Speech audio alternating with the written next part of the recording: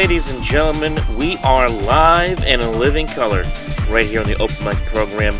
Glad you could join us today, folks, as we're going to talk about this opening week of the baseball season with a focus on the New York Metropolitans. So really welcome you all aboard here on the Sports Talk Nation. We have a great guest today joining us on the program today, as he is the managing editor of Amazin Clubhouse on Scout.com.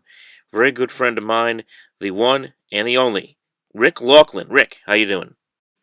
Doing well today. Excited that baseball season is finally underway. Absolutely, Rick. Could not agree with you more. It's great to have baseball back in the fold here at the forefront of the sports world. And I got to ask you, what are your thoughts now as we begin this season? First 3 days, first week of the baseball season for the Mets. Yeah, there's no question. I mean, if you're a Met fan, you have to have optimism riding high. I mean, this is a season. Look, the Mets in 2015 came off that World Series appearance. Were frankly not expected to be there. I know a lot of Met fans, despite the outcome, were pleased with how the season played out. They were a surprise team in the NL, and all of a sudden, heading into 2016, they had these unprecedented expectations on the team, specifically on that starting rotation that, unfortunately for Mets fans, was unable to stay healthy. And you saw a Steven Matz, a Matt Harvey, a Jacob deGrom, all of these key members of that terrific starting staff going down slowly but surely as the season wore on. And those sky-high expectations during last year all of a sudden started pummeling right back down to earth. I mean, It was almost, in a lot of ways, as much a surprise that they made the playoffs with the way their roster was constituted after the injuries that hit them, as opposed to even, if they had made the playoffs with a full staff, that would have been expected. But given the fact that they had so many injuries, you had Bartolo Colon, a guy soon to be 44 years old, carrying them and leading them in wins last year. It was just one of the surprise stories in 2016. The Mets were able to stay afloat and not only do that, but capture the top NL wildcard spot. We all know what happened in that one-game playoff against Madison Bumgarner and his legend that continues in the postseason and carried over to the opening game this year. He slugged 2 home runs, a game the Giants eventually blew because their bullpen, much like last year, couldn't hold the lead. But nonetheless, I think Met fans understood there was no reason to hang their heads last year. They overcame significant injury. For me, my impressions over the first 3 games of this year is more of the same. You're encouraged that you see Matt Harvey now in his first start since July of last year against the Atlanta Braves. Pitched very well, obviously, into the game. They didn't want to push him. And to me, that is the most encouraging sign. The first 3 days has been the quality of starting pitching, and with the minor setbacks of Steven Matz going down, obviously being put retroactively on the DL, as well as Noah Syndergaard's blister issue. Aside from that, you have to be pretty satisfied for the first 3 games of the year. You mentioned the injuries that the Mets endured a lot last year with the pitching staff, and obviously the injuries that they have endured now for this year with Seth Lugo and Steven Matz going down. And you also have Noah Syndergaard coming up with a blister on his middle finger and thumb the other day. He'll be fine. He'll be ready to pitch on Sunday. But injuries are going to be a concern for this Mets team moving forward throughout the course of this year. Who knows when Matz and Lugo will be back, and when they get back, where they'll fit into this rotation.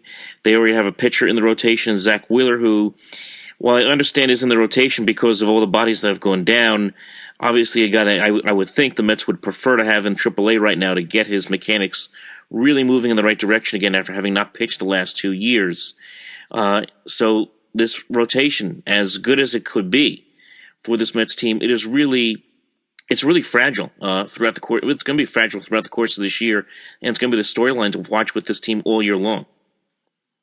Yep, and it's going to be the case of injuries. You mentioned with Steven Matz. This is a guy that you talked to his high school coach during his early pitching days, and he was always battling through arm injuries. So you wonder if some of this is chronic in nature, if it's not something that he's going to have to deal with throughout the course of his career. You have a separate situation with Seth Lugo, obviously pitching in the World Baseball Classic for Team Puerto Rico.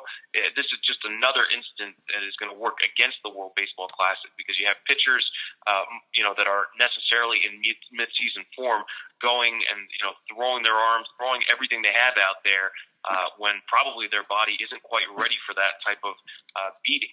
And you saw that he now has a small UCL tear It looks like he's going to maybe avoid surgery, at least for the time being. But we saw with, Zach Wheeler last year, he had the small UCL tear, and then all of a sudden, a few days later, they announced that he's done for the year and will have surgery. So don't be surprised that that's the outcome with Lugo's injury status. But the one good thing to come out of that is Wheeler, I think in a way he was a little bit disappointed that he wasn't originally slated to be in the starting rotation. And now with these injuries to the back end, he's going to get his opportunity to shine. He's going to be starting tonight.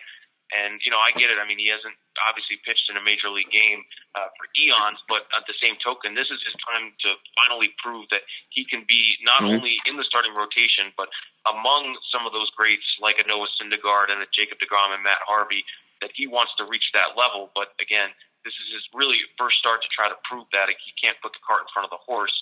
But if you're a Met fan, that's really what you have to keep your fingers crossed, your toes crossed, and any type of good luck charm you can have to keep this pitching rotation together. Because I felt, and I was on the record for saying this heading into last year after the World Series appearance, I thought that they could get to and win the World Series. And you saw the team that eventually won it all, the Chicago Cubs. Well, the Mets beat them they swept them in a 4-game series at Citi Field. I think they would have matched up well with the Cubs in the playoffs. And who knows what would have happened last year if they were healthy. But again, luckily for Met fans, at least through 3 games, they have that starting 4, those star 4 players intact, and they hope that remains the case until October. That's what they hope for. And, yesterday Matt Harvey getting off to a good start, pitched well, giving the Mets 6 2/3 innings, gave up 2 home runs to Matt Kemp, but Matt Kemp's been swinging the baseball bat very well here to start the year. He's remotivated himself, obviously, after failures in San Diego and Los Angeles. But you have to be encouraged from what you saw from Matt Harvey, because he was able to miss bats. One big thing that happened for him in the first 4, at least certainly the first 4 innings, was the fact that he was able to get ahead of hitters. He got first pitch strikes on virtually every single hitter up until that Matt Kemp home run in the 5th inning. He struck out. He was able to get batters to miss on the baseball. He struck out 4 guys, all swinging. So from that standpoint, looks like the Matt Harvey of old. And not to mention, I don't know if you've noticed this, but I noticed it on looking on even some of the replays of the game. Looks like Matt Harvey's lost some weight too. So he's really changed his body size, his body type, and he's also getting back to where he was just a couple of years ago. And following him through spring training, even Keith Hernandez, the beloved SNY analyst on the broadcast, had said that he noticed that Matt Harvey this spring training was a lot more svelte, that he did drop some pounds, but the results weren't necessarily following that. I mean, if you followed him throughout spring training, he got knocked around pretty good in several different outings, and there were more red flags than there were answers during spring training. So I think he answered a lot of critics and calmed a lot of Mets fans' anxiety by the start, coming out strong. The 6 strong innings you mentioned with the strikeouts, the velocity, obviously it's only April.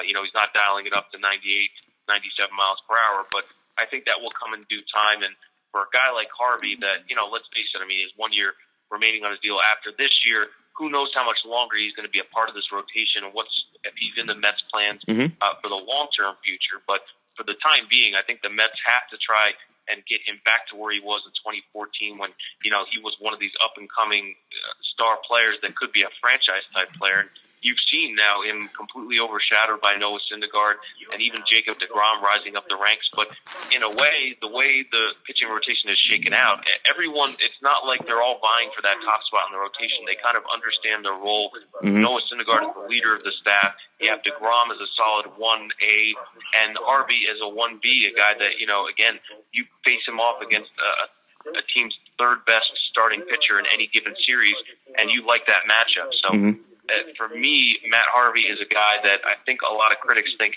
that, his agent is Scott Boras. He's going to command a very lucrative deal once he becomes a free agent, that it's unlikely the Mets are going to sign him up for a long-term deal. But whatever the case may be, the Mets need to get him back to that star caliber player he was, if only to up his trade value or to increase their chances of getting back to the playoffs and winning a World Series. So for me, as much as Met fans don't think Matt Harvey is the face of the future, in a lot of ways, the way Matt Harvey goes is how the Mets go. I mean, I can certainly see where you're coming from on that regard, but I think they have two guys in front of Harvey right now, in DeGrom and Syndergaard, that I really think they're going to end up building around at the end of the day. I mean, yes, this is a big year for Matt Harvey. He's got to go out there and he's got to get back to where he was a couple years ago. He's got to be a 15-game winner, I think, at least that this year, have an ERA around 3, maybe even below 3, to really give the Mets confidence that he can be that guy again. But I really think the Mets are comfortable at this point, maybe settling on the idea that, hey, look, we're going to have to sign, if we're going to have to sign two of these guys, we'd rather have it be Syndergaard and DeGrom. Yeah, I mean, I think, again, if you were to ask Met fans, like back in 2015, during that ill-fated Game 5 of the World Series, and when Harvey basically convinced Terry Collins to get back into the game, I think the majority of them thought that Harvey was going to come through, even though he was gassed, he was showing signs of fatigue. It was clearly, in retrospect, Collins admitted that, he listened to his heart instead of his gut and trusted his player. But Matt Harvey gave everything he could in that series, and he just completely ran out of gas. So as you mentioned, when you see a guy that comes back, he looks committed, he's lost some weight, he came ready for spring training even though the results weren't there, and he had a strong first outing. But I don't think there's any team that really wants to sign up for a matchup with the starting rotation that the Mets have. For me, again, the situation, which I'm sure we'll get to with Harveys Familia, there's still some questions on the back end of that bullpen, but so far so good with Addison Reed, sealing the deal for the Mets early on in the season. No, absolutely. I mean, the Mets are going to trust Reed to be the closer for the first couple of weeks. I mean, that's at least the good thing for the Mets. I know the situation with Familia is not a good situation, obviously, but from the Mets standpoint, the good part is that he's only going to miss a couple of weeks here. It could have been much, much worse. I mean, they could have been the nuclear option of a full month, if not even longer for that matter, but considering that Familia and his wife were able to patch that situation up, probably swayed the commissioner in his decision. And I agree with you. I think the Mets and Familia dodged a major bullet. I'm not going to speculate on exactly what happened behind closed doors between Familia and his spouse, but in any case, what I thought would have been, and in all likelihood was going to be, a 50-game ban at the minimum, now only serving 15 games. And in a way, you hate the circumstances of it, of course, because there was a victim involved and it was an ugly incident that played out. But just strictly from a pitching standpoint, Familia was pitching in the World Baseball Classic, and as I alluded to, with the injury to Seth Lugo, obviously overexerting himself so early on in the season when his body isn't conditioned for that type of duress. Well, Familia will have at least a couple of weeks to kind of recuperate and recover. So in a way, you have Addison Reed holding down the fort. Again, they've used Fernando Salas, who's been effective so far early on in the season. The one guy that, for me, is a major question mark and I think is volatile and not in a good way is Hansel Robles. I mean, you saw that in the second game against the Atlanta Braves. I mean, this guy is either white hot and striking out batters and striking out the side, or he's just getting knocked around all around the ballpark. So I think the Mets have to find, maybe they relegate Robles ultimately to mop-up duties. Maybe they send him down to work on his mechanics. But it just seems that he almost has that Armando Benitez type fastball that's just on a straight line, and no matter if he's throwing at 98, 99, it's right in the hitter's red zone, and they're able to lock in on it and hit it hard. So I think ultimately Sandy Alderson has shown a penchant for making moves at the trade deadline. I expect to have a little more quality middle relief help with Robles potentially being sent down, traded, or what have you, because for me, he's the one guy in that bullpen that when he trots out onto the mound, you're kind of on pins and needles and thinking, what's going to happen here? Are we going to strike out the side, or is this ultimately going to be, a 3-run inning and cost us the game? No, you're absolutely right. I agree with you. I mean, just look the other day. I mean, he pitches great on the first game of the year, gives the Mets a solid inning, and then the next day, or 2 days later, he gives up a run that ends up costing the Mets the lead, as they had a 1-0 lead for most of the game up until that point. So, no, you're absolutely right. He really is a hot or cold kind of pitcher, and that's really a concern for the Mets moving forward with him. And maybe at some point, maybe someone like a Jerry Blevins, who the Mets have a lot of confidence in, or a Fernando Salas, picks up the game just a little bit and puts Robles in a position where he's not going to be put into spots where he'll be pitching in big games. Again, for me, you have concerns about Familia in the big spot. I mean, those are not going to be answered until the Mets ultimately they clinch another wild card or they overtake the Nationals for the division, and you're in come October and you see Familia come through in some of those big spots. Until then, that's question is still going to be hanging over his head and on the minds of many Mets fans, that can he hold a 1 or 2 run lead in a critical situation? And throughout the regular season last year, he was able to do that time and time again. And I mean, the Mets really would not have made that NL wildcard spot without Familia, without an innings eater, and just a veteran guy to hold down the fort in Bartolo Colon last year, leading the team in wins with 15. I mean, that was just so crucial to their campaign. And now having Colon on the other side, obviously pitched well a couple nights ago against DeGrom, and knows the Mets better than anybody. He was able to, hold down the offense. But for me, it's going to be what is going to happen with Steven Matz. I mean, is this a guy that is going to be up for 5 starts and then on the 15 day DL, and then he's back up and then he's back down? I mean, if they can just consistently keep him healthy and in, the starting rotation, that's going to go a long way, because, again, we understand what Syndergaard and DeGrom, and even to a certain extent Harvey, are capable of doing. It's that back end that, those games when they're playing some of the second division teams, can their pitchers outshine some of the 3rd, 4th, and 5th starters?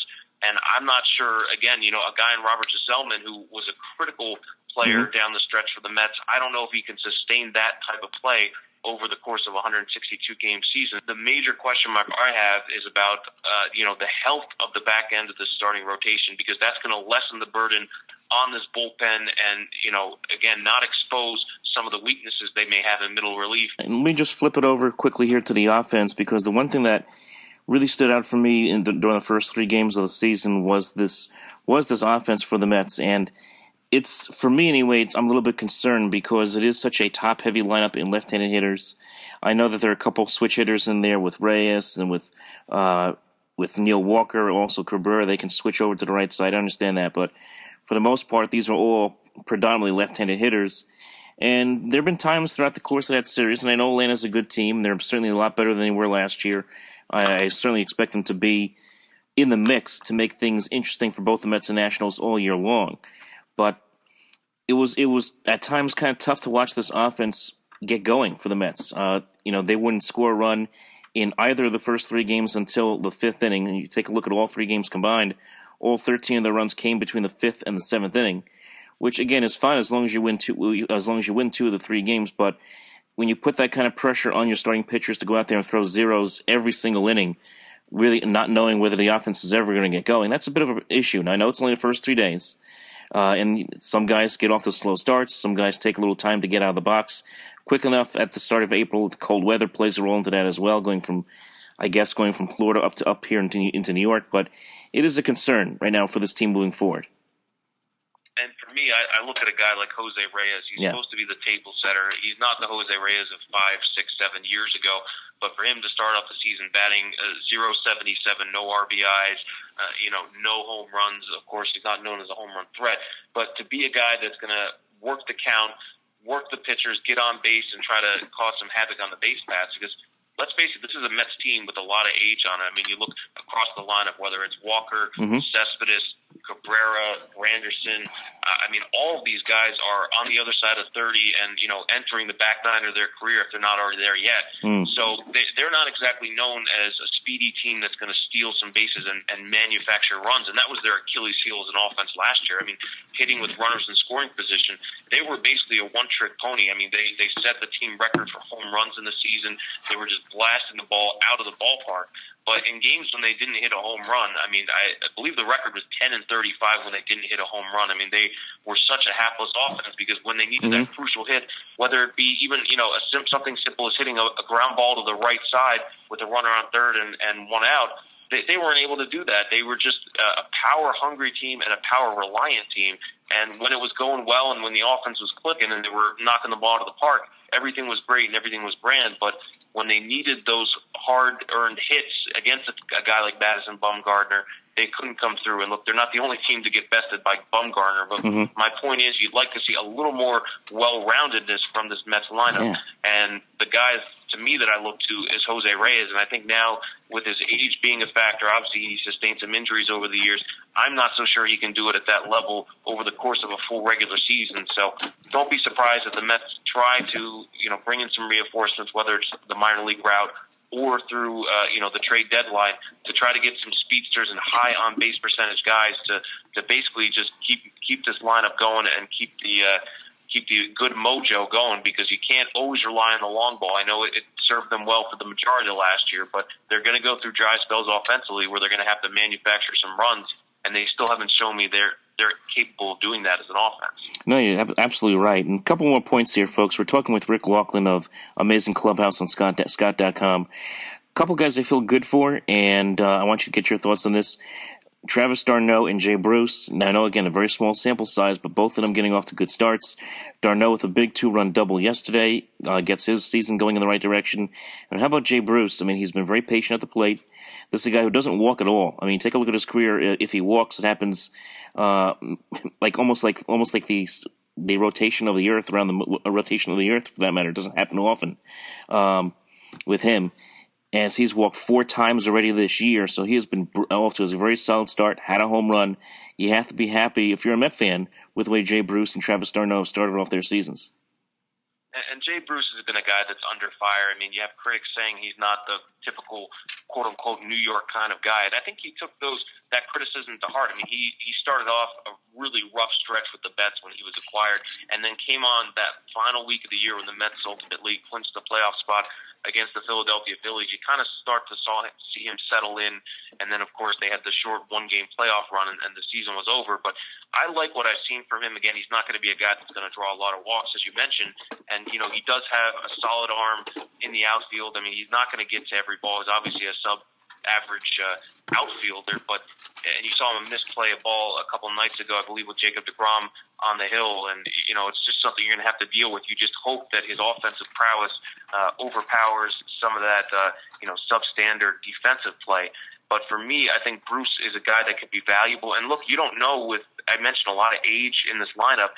If a Curtis Granderson goes down, you're going to need that quality depth. And I know a lot of Met fans are thinking that, Jay Bruce is going to have a role in this team, but you can never have too many quality veteran guys. I understand they're going to have to figure out who's going to play at what position. But for me, it's a long 162-game season. And the more you can keep guys like Granderson fresh for the stretch run and some of these older veterans fresh, I think that behooves the Mets to make a late playoff run and try to get to a World Series. As far as what you were saying regarding Travis d'Arnaud, last year was a disaster for him from all accounts. I mean, injuries, just his play at the plate. He's always been a guy that, just can't seem to consistently throw out base runners. I mean, we thought Mike Piazza was bad when he was behind the plate, and Travis d'Arnaud is basically reaching Piazza-like levels. I mean, we saw in that World Series, the Royals just ran all over his arm. And if you were to ask a lot of analysts what the Mets' weak point is, some of them would say maybe question marks in the middle of the bullpen. But a lot of them are saying the fact that you have starting pitchers in deGrom and Syndergaard who don't hold on runners very well, and d'Arnaud does not throw out runners well at all. So that combination could prove deadly, if you do have a lot of runners on base. So I think d'Arnaud, I don't think at this point he is what he is. He's not going to all of a sudden overnight turn into Ivan Rodriguez defensively. No. But if he's able to continue at the pace that he has on the offensive side to start off the year, at least you can justify putting him in the lineup.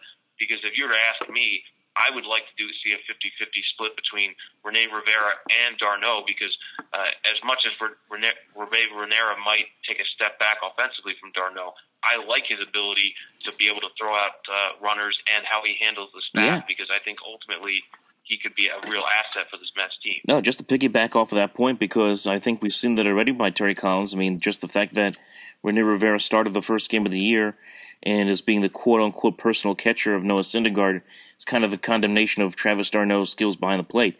I mean, here's a guy in d'Arnaud who only threw out in 13 attempts. And I mentioned this the other day when I had Michael Barron on. 13 attempts in spring training of runners on base, 12 stolen bases against d'Arnaud in spring training. That's not good. So he's obviously continues to have those issues in spring training. I agree with you. If he continues to hit the baseball well, then Met fans will take the good with the bad, for that matter. Is it going to be Piazza-esque numbers? No, he's never shown that kind of hitting prowess in his career. But if the Mets can get something that's even close to what he did in 2014 when he was healthy, when he had 13 home runs and 41 RBIs, they'll certainly take it. But I just don't know. I think this is a position that at some point they'll look to upgrade. I think upgrading, and I know we're kind of getting into things we probably don't have to talk about until June or July, but I think that is a position they're going to want to upgrade.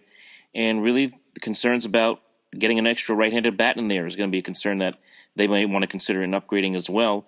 Maybe they do that all with one position with the catching position. We'll see. But I would have my concerns about d'Arnaud. I think we'll see a little less of him than you would normally with the starting catcher, because I think you're going to see a lot more Rene Rivera catching a Noah Syndergaard throughout the year.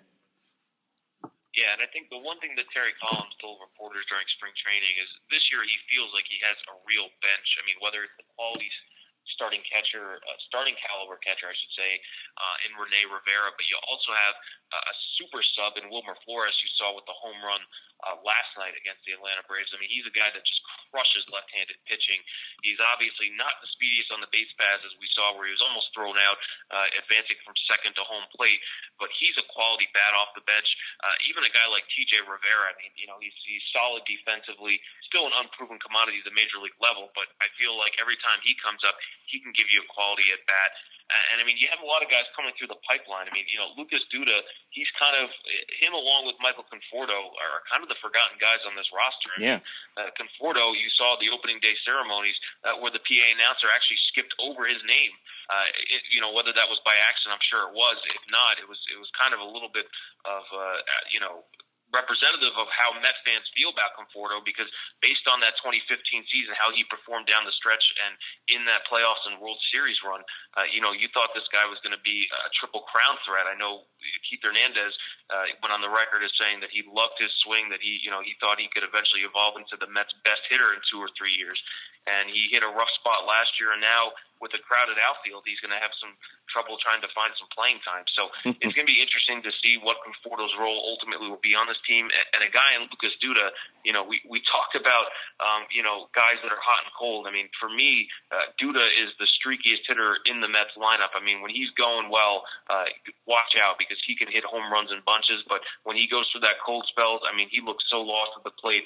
You almost question how he could be a starter in baseball. So for the Mets, again, I think they have a team offensively that has its flaws, but they have enough quality depth and guys off the bench that can spot start and then can fill in when guys are in dry spells. I think that's going to prove absolutely crucial for them, especially down the stretch. Absolutely, I agree with you 100%. Rick Laughland of Amazin Clubhouse on Scout.com. Rick, fantastic segment. Mets open up a series here this weekend against the Marlins.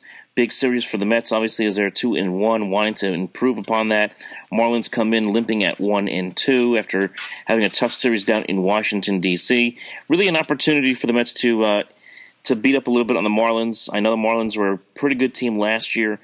I have my doubts about them this year, even though they do have a great player in Giancarlo Stanton, a very solid manager in Don Mattingly.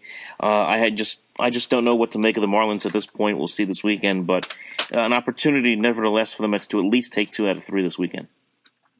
Yeah, I mean, and the Marlins are a team that seems to be in transition, whether it's from ownership now, with Jeffrey Luria reportedly looking to sell the team, Don Mattingly, and I'm not going to go ahead and call him a lame duck manager just yet, but you'd be surprised if in 2 or 3 years he's still managing this team.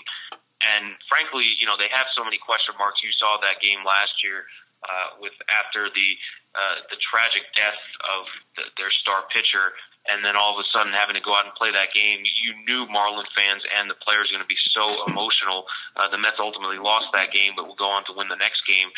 And for me, losing him was almost losing the heart and soul of that team. And now it looks like they're going to try to build this thing back from the ground up. And even though you still have a Giancarlo Stanton, he hasn't really returned to that form that we saw in 2015 and 2014. And there really seemed to be a lineup that's carried by JT Realmuto, especially throughout the first 3 games this year. So the Mets, I think, ultimately have to look to take 2 out of 3. And it's one of the things they didn't do well last year. The Braves were a thorn in the Mets' side last year. If the Mets can handle these second division teams, take 2 out of 3 consistently, and mix in a couple sweeps along the way, they'll close ground on the Nationals for the NL lead for the Eastern Division. And they saw what happened. I don't think the Mets want to take their chances with getting a wild card spot based on trying to face Madison Bumgarner or Jake Arrieta or one of these juggernaut pitchers in a 1-game playoff. They're much better place to be in an NLDS and not have to worry about that one-game scenario. So I think the Mets know they're all in on trying to win the division. And based on how this roster comes together, and if the injuries don't take their toll, I think they stack up well with the Nationals, and it could be a race that goes down to the final week of the season. You would expect that. I mean, the Mets have a lot of games against the division just this month. I mean, the first 32 games of the year are all inside the division, so it's an opportunity for them to really do some damage and make a play early in the season to say, hey, look, we can get a stranglehold early. Sometimes these teams have a tendency to hold on. I mean, look what the Mets did in 2006 when they got off to a very, very good start early in the year. I think they were 16-6 that year to start the year and really never looked back the rest of the season. So I'm not saying they're going to get off to that kind of start this year, but to come away with certainly 20 wins in the first 32 games, if they can do that, would certainly be huge for this team moving forward. Yeah, and the Mets were a team that got off to the hot start, of course, last season, and then the injuries took their toll, and they kind of came crashing back down to earth and then finished strong. So if you're a Met fan, you obviously want to see the hot start. There's no question about that. You mentioned with the games, all the games against divisional opponents, but you also want to see that level of consistency. You'd love to see the 10, 12-game winning streaks that we've seen in seasons past, but you also don't want to see those 6 or 7 game slides. I mean, you want to see this team consistently winning at least 2 out of 3, 3 out of 4 games on a regular basis, because that to me is a true sign of a contender and a team that's established itself as a playoff caliber team. So if you're the Mets, look, it's not like Tim Tebow's going to be walking through that door. I know Let's hope not. I know he hit in his first at bat for the Columbia Fireflies, that 2-run home run, but they're not counting on a guy like that to come in and take them over the top. So they're kind of rolling with the guys they have now, and as you mentioned, maybe Sandy Alderson looks to add a middle reliever or a right-handed bat off the bench, but this is basically as good a shot as the Mets have at winning World Series as they've had the past 3 years. And again, I'll keep harping on it, but it just goes back to staying healthy. And anytime you have a roster with so many guys at age 30 plus, Terry Collins is going to have to be pretty masterful in how he manages innings and keeps these guys fresh for the stretch run. Absolutely. Rick, great segment. Well, thank you so much for coming on and being a part of this. As far as Tebow, maybe the Mets can trade him to the Yankees, let him be somebody else's headache. There you go. Always exciting talking about Tebow. Thanks a lot, Mike. Thank Appreciate you. it. Rick Laughland, everybody. Talk to you later, man.